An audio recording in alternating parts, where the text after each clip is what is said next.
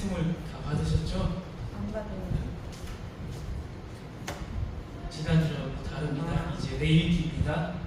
레위기 시작과 끝 이야기 다 있으시죠?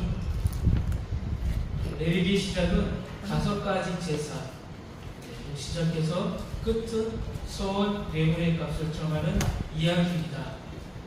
그리고 주간은 아론의 첫 제사장 취임식 이야기로 매듭을 짓습니다.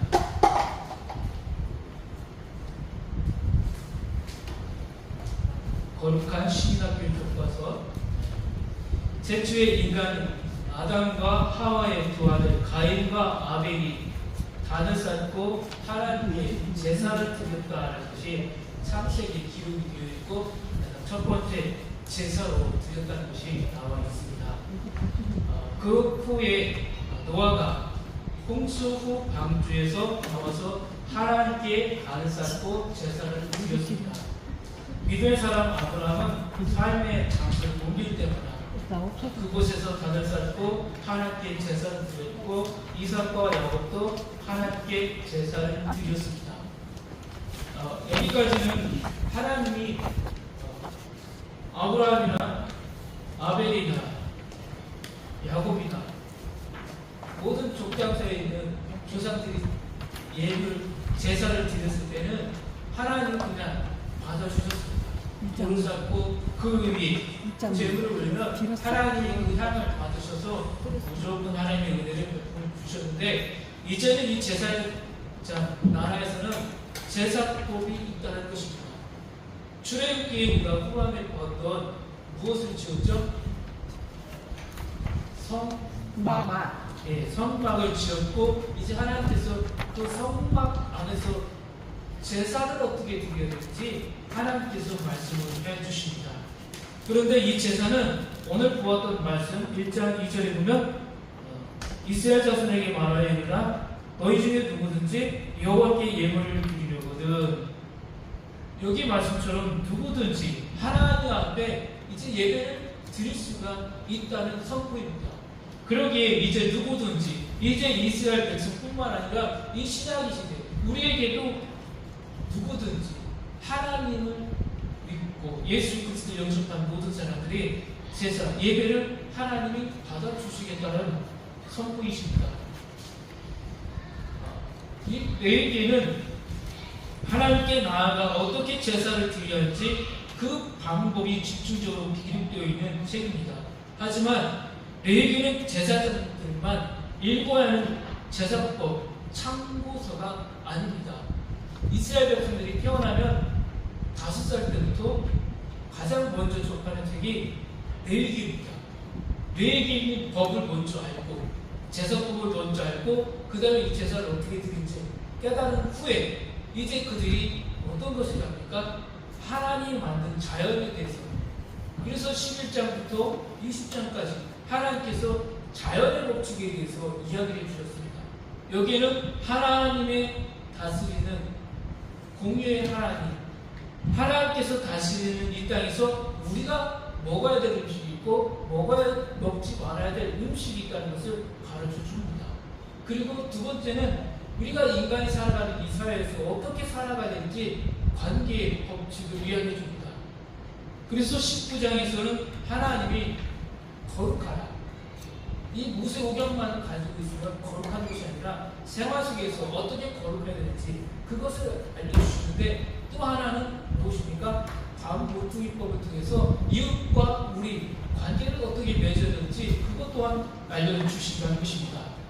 그래서 이 레위기는 제사장들만이 읽는 책이 아니라 제사를 드리는 제사자 모든 백성들도 알아야 한다는 것입니다. 여러 제사를 통해 인간들이 범죄했을 때 하나님께 용서를 받는 길을 알려주시는 책이 이 레위기다라는 것입니다. 그래서 레위기를 먼저 읽고 그 다음에 나머지 모세오경의 책들을 읽는 것이 이스라엘 백성들의 가르침입니다. 또한 우리도 이런 식으로 먼저 레위기를 읽으셔야지만이 하나님의 뜻을 알 수가 있다는 것입니다. 그리고 사람들이 이 세상에서 하나님 잘 섬기면 건강하게 살 수 있도록 여러 가지 방법을 법을 자세하게 말씀해 주신 시민학교 교과서다라는 것입니다. 학교에 가면 학생에게 필수 과목이 있는 것처럼 이스라엘 백성들이 필수 과목하면 레위기를 알아야 하나님 나라의 시민, 백성, 제사장 나라의 시민이 될 수 있다는 것입니다. 그래서 하나님께서는 이들에게 설교와 시공이라는 제사법을 주십니다. 앞서 출애굽기 35장부터 40장에서는 성막의 설계와 시공을 살펴보았습니다. 마지막 출애굽기 40장에서 다 되었다, 다 완성되었다. 그리고 시장을 갈았을 때에 더 이상 이제 그 안에는 모세가 못 들어가고 제사장이 들어가는 그 자리, 하나님의 용서가 있는 자리, 하나님 만나는 장소가 되었습니다. 이제 이 성막 안에서 어떻게 예배를 드려야 되는지 알려주시겠다는 것입니다. 레위기를 통해서 하나님께서는 5가지 제사법을 주셨습니다. 5가지 제사는 하나님과 이스라엘 백성의 깊은 만남을 위한 제약이었습니다. 핵심은 용서하고 싶어 하시는 하나님이다라는 것입니다. 그리고 제사는 인간들을 괴롭게 하기 위한 것이 아니라 공의의 하나님께서 죄 지은 인간을 용서해 주시고 다시 만나 주시겠다는 적극적 표현의 그런 것을 기억하라는 것입니다.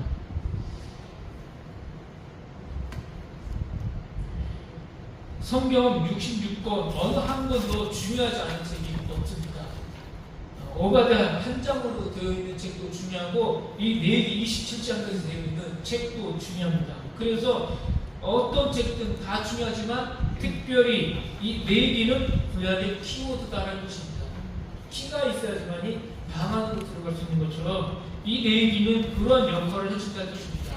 앞으로 이 1500년을 어떻게 살아야 될 것인지, 사사기 시대를 어떻게 열어가야 될 것인지, 가나안 땅 정복을 위해서 어떻게 이들이 가야 될 것인지 이 레위기에서는 가르쳐주고 있다는 것입니다. 제사장 나라를 관통하기 위해서는 이 제사장 나라를 알아야 되는데 그것이 이 레위기에 기록되어 있다는 것입니다. 또 신약의 키워드라면 하나님 나라입니다. 이 중요한 책, 이것이 성경에 담겨 있다는 것입니다. 그러므로 레위기가 중요한 이유 5가지입니다. 첫째, 레위기가 없으면 첫 번째 대제사장인 아론과 마지막 대제사장이신 예수님을 묶어서 함께 이해할 수 없다는 것입니다. 번제, 소제, 화목제, 속제제, 속건제 이 5가지 제사가 앞으로 예수님께서 십자가에서 돌아가셨을 때의 의미가 여기 있다는 것입니다. 이 제사법에 담겨져 있는 이 제사의 원리를 모르면 신약에 예수님이 말씀하신 복음서의 그 이야기들을 깨달을 수가 없다는 것입니다. 그래서 이 구약, 특별히 이 레위기는 오신 예수 그리스도에 대한 그림자다라는 것을 히브리서는 밝혀주고 있습니다. 히브리서의 전반적인 이야기는 이 제사장 나라 법이 어떻게 이끌어가고 있는데 이 제사장 나라가 끝나고 종결되고 하나님 나라가 어떻게 시작되었는지를 알려주는 책이라고 할 수가 있습니다. 두 번째는 레위기가 없으면 청소년 다니엘은 바벨론 제국의 포로로 끌려가 바벨론 제국 이데올로기 교육에 먹잇감이 되었을 것입니다. 어렸을 적에 5살부터 다니엘이 성경을 알았다는 것을 다니엘서 1장에서 고백을 합니다. 어릴 적에 부모가 먹지 말아야 될 음식과 먹어야 될 음식을 가르쳐 주셨기 때문에 어떤 일이 있었습니까? 느부갓네살이 주는 음식을 거부할 수가 있었습니다. 나는 그 음식을 먹지 않아도, 나는 채소만 먹어도 건강한 것을 보여주겠다는 것을 이야기했습니다. 결과는 어떻습니까? 여름 후에 만났을 때 다니엘과 세 친구들은 더 살찐 얼굴로, 기름기가 넘치는 얼굴로 보였다고 했습니다. 그리고 하나님이 이렇게 하나님의 말씀을 순종한 다니엘과 세 친구들에게는 어떤 것을 주셨습니까? 지혜. 누구보다도요, 거기 있는 사람들보다 10배의 지혜를 받았다 하겠습니다. 하나님의 말씀에 순종하는 자에게는 이러한 법이, 이러한 축복이 있다는 것입니다. 세 번째는 레위기가 없으면 사복음서에서 예수께서 나병 환자를 고치시고 레위기에 기록된 대로 제사장이 가서 보이라고 하신 말씀을 이해할 수 없다. 없다는 것입니다. 예수께서 다 이뤘다라고 십자가에서 말씀하시기 전까지는 예수님도 제사장가라 시민으로 이 땅을 사셨다는 것입니다. 그러기에 예수님께서도 치유하신 후에 나병한 자에게 누구에게 가라고 했습니까? 제사장, 대제사장에게 너의 몸이 완전히 회복된 것을 보여준 후에 거기서 회복되었다고 검증이 된 후에 지구로 가라는 것입니다. 네 번째는 내비가 없으면 각자 자기 소견대로 살았던 사사시대였음을 불구하고 반모퉁이 일부를 남겨두며 고아와 과부 나그네를 돌보고 제사장 나라법을 지켰던 룻기의 보아스를 이해할 수 없다는 것입니다. 룻기 하면 우리는 다 룻이 주인공처럼 보여집니다. 그런데 여기 나오는 보아스를 우리는 유심히 잘 보셔야 합니다. 보아스는 오아시스 같이 사막의 오아시스 같이 목마른 이들에게 하나님의 말씀을 계속해서 전해주고 있는 사람처럼 보여집니다. 또한 이 보아스는 계속해서 이 어두운 시대에 하나님의 말씀을 잘 지키고 있다는 것을 보여주는 사람, 보아스라는 것입니다. 우리가 사업을 하시는 분이라든지 기업의 지도자들은 이 보아스를 무대로 삼으셔야 합니다. 보아스가 일꾼들에게 어떻게 보여줬는지, 아침에 눈을 떠서 일꾼들을 만나면 노동자들에게 먼저 다가가서 인사하고 그들을 겸손히 섬겨주는 예수 그리스도의 마음이 이미 구약에서도 나온 것을 볼 수가 있습니다. 또한 이 반모퉁이법을 지키면서 룻에게 이 보아스는 자비를, 은총을, 주의 사랑을 베풀어 주었습니다. 다섯 번째는 레위기가 없으면 예레미야가 제사장 나라 미래 경영법으로 예고한 바벨론포로 70년과 예수님의 새 언약의 예고의 이유를 알 수 없습니다. 예레미야가 젊은 나이에, 그것도 10대 후반이나 20대 초반에 제사장이 될 거라고 생각했는데 하나님께서는 제사장이 아니라 예언자, 선지자로 바꾸었습니다. 에스겔도 마찬가지였고, 이러했을 때 이 예레미야 마음이 얼마나 아파했겠습니까? 나는 이제 견습봉을 지나서 이제 대제사장으로서 이스라엘 민족을 이끄는 제사장으로 쓰임 받을 것이다라는 어릴 적부터 꿈이 있었는데 하루아침에 완전히 뒤엎으셔서 하나님께서 바벨론 포로 70년이라는 사건과 새로운 새 언약을 선포하게 만들어 주셨습니다. 하나님의 법을 몰랐다면 아마 레위기도 나는 이 제사장을 하기 위해서 더 열심히 노력을 했을 것입니다. 그러나 하나님의 뜻이기에, 하나님의 뜻이 무엇인지 알았기에 레위기 27장을 정확하게 알았기 때문에 이 바벨론 포로 70년을 선포할 수 있었고 예수님의 새 언약을 말할 수가 있었습니다. 마지막 왕이 괴롭혀도, 시드기야 왕이 힘들게 하여도 나는 그 복음을 전하겠다는 것이 예레미야였습니다. 6-1입니다. 5가지 제사에 대해서 보고 마무리 짓도록 하겠습니다. 5가지 제사를 3가지 방법으로 한번 따를까요? 번제, 소제, 화목제, 속제제, 속건제. 이것이 제사장간의 5대 제사입니다.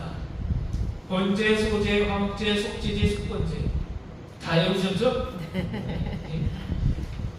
1장부터 5장까지 내용인데 또 5장 후반부터 7장까지는 이 제사법에 대한 내용을 다시 규례도 다시 이야기해 줍니다.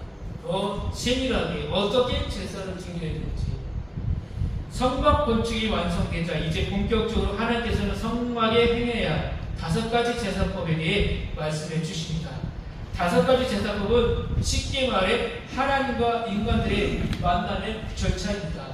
우리가 이 예배당을 통해서 하나님의 임재를 맛보면서 하나님과 성령의 교통을 우리가 지금 누리고 있는 것처럼 이 성막 안이, 이 성막 이 안뜰이 다 하나님과의 만남의 장소였다는 것입니다. 이 제사법을 주시기 전에는 야곱이나 아브라함이나 아벨이나 그냥 돌담 쌓고 거기서 제물을 올리고 예배를 드렸지만 이제는 그런 제사가 아니라 하나님께서 직접 설교를 주시고 그 설교대로 지었던 이 성막 안에서만 드리는 제사를 받겠다는 것입니다. 첫 번째 제사입니다. 번제입니다. 번제는 생명을 주신 하나님께 드리는 생명 헌신의 제사입니다. 번제는 자신의 생명을 드리는 마음으로 하나님께 소, 양, 염소, 비둘기를 가져다가 그 머리에 안수하고 불사르는 제사로 그 희생 제물을 나를 대신에 피 흘려 죽으로 내가 살게 된 것입니다. 잘 보이는지 모르겠습니다. 제사를 드릴 때 이게 번제단이죠. 지금 이제 소에게 어떡하죠?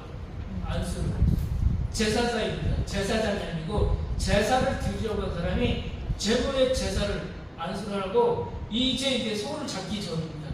소를 잡기 전에 안수를 하면 이 소는 이제 들어가죠. 들어가면 누가 이제 이 제물을 잡습니까? 레위인들이. 여기서부터는 이제 바뀝니다. 여기서 우리가 잘 기억하셔야 합니다. 여기 예물은 소, 양, 염소, 비둘기. 소는 순 것만 받는다고 기록되어 있습니다. 희생제물을 완전히 태워 향기로 하나님께 향기로 냄새를 올려드린다고 해서 번제, 완전히 태워버리는 제사를 의미한다고 할 수가 있습니다. 두 번째는 소제입니다. 소제는 곡식을 완전히 빻아서 가루로 만들어서 드리는 제사입니다. 이 뜻은 감사하는 마음, 제물의 헌신의 제사라고 할 수가 있습니다. 제사를 바친다는 또한 의미도 있습니다. 나의 모든 것을 다 하나님께 드린다는 의미가 담겨져 있다는 것입니다. 성실하게 노력한 결과를 얻은 곡식을 감사하는 마음으로 하나님께 드린다는 제사. 그래서 소제, 보통 번제와 화목제를 드릴 때와 함께 드리는 제사가 소제입니다. 또한 첫 이삭의 소제도 있다는 것입니다. 근데 2장 13절의 말씀을 보면 이런 말씀이 있습니다. 2장 13절 말씀입니다. 내 모든 소제물에 소금을 치라. 내 하나님의 언약의 소금을 내 소제에 빼지 못할지니 내 모든 예물에 소금을 드릴지니라. 이 소금의 이야기는 왕조 500년의 거의 끝에 가면 에스겔이 이야기해 줍니다. 이 소금의 의미 궁금하시죠? 끝까지 오후에 들으시면 알 수가 있습니다. 넘어갑니다. 세 번째 제사입니다. 화목제입니다. 화목제는 하나님과의 화목을 위해 그리고 하나님께 감사할 때 서원이나 자원할 때 드리는 제사입니다. 화목제는 가진 자의 헌신으로 이웃과 나누는 제사입니다. 화목제는 제물은 소, 수소, 암컷 모두 가능합니다. 양, 염소를 드리는데 화목제물은 수컷도 암컷도 모두 가능하다는 것. 내장은 불살라 하나님께 드리고 남은 고기는 어떻게 합니까? 이웃과 함께 나누어 먹게 되어 있습니다.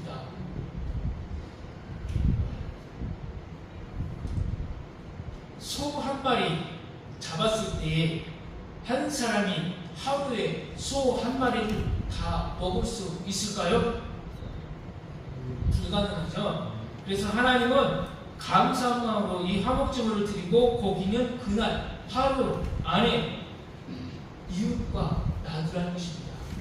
서원을 했을 때나 자원을 했을 때나 화목제를 드리는 그 제물을 다음 날까지 먹을 수도 있다는 것입니다. 그러나 언제까지요? 셋째 날까지 먹으면 안 된다는 것입니다. 결국 반드시 나누어 먹으라는 것입니다. 이웃과의 나눔을 실천하라는 것이 하나님의 뜻입니다. 네 번째입니다. 제사는 속죄제.